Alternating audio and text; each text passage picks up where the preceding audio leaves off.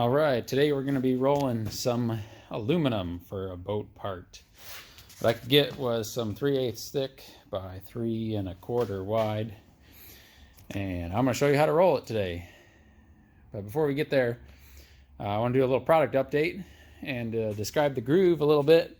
We used to do the external grooves on the rollers, and so if you for some reason need to make a helix and loop it through multiple times, this is what you're going to ask for.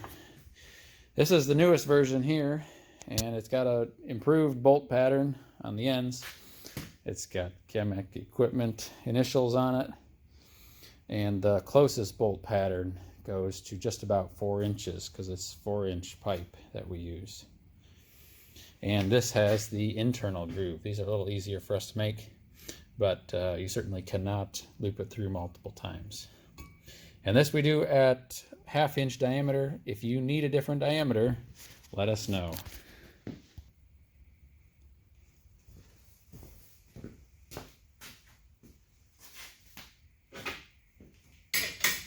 So as always, with a thin strip, especially with the wider units, you want to put your material nearly all the way to the edge.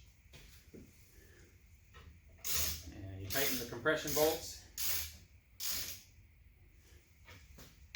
until your rollers are level.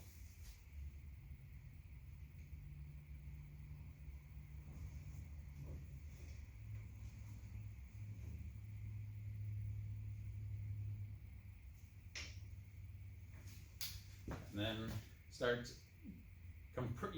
tightening the compression bolts by the same amount on each side.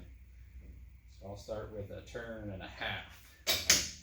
When you're in the wider positions, you can use the compression bolt at a little bit faster rate. 1.5 turns.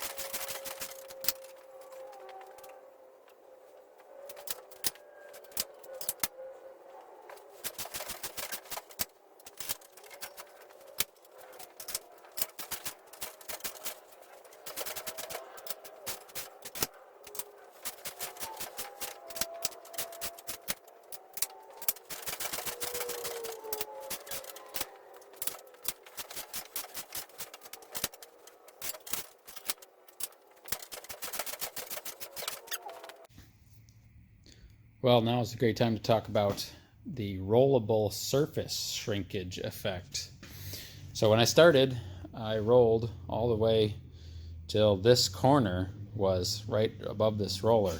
And as you roll back and forth, the roller loses the ability to roll some of that material. So when you push down on it, it wants to spring back.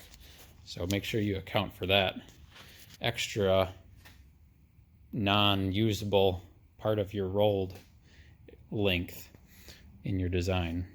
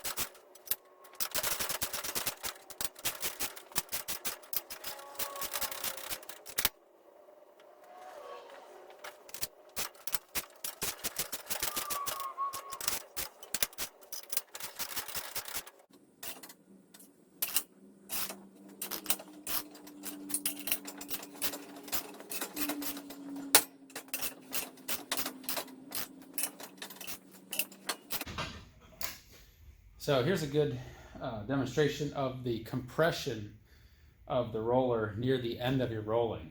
So you see how these don't line up, and this top piece is not under compression because this is loose right here. So that means that there's no stress in this from this rolling point all the way around. But there is on the inner part, and when we roll this around a little bit,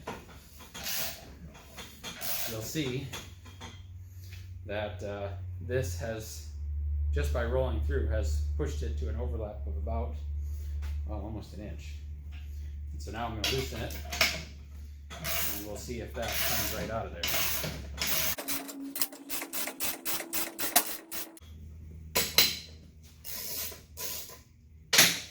And there we go. And with, well, I don't know, 20 or 30 pounds of force, we can push that together. And with a little bit of a clamp, we can line up those edges and weld it to make a perfect circle, or nearly perfect circle. I have had people make centrifuges with these before. So you get the feel for how the diameter changes and how your flats, and you might be able to see a little bit of not perfect cylindricity in the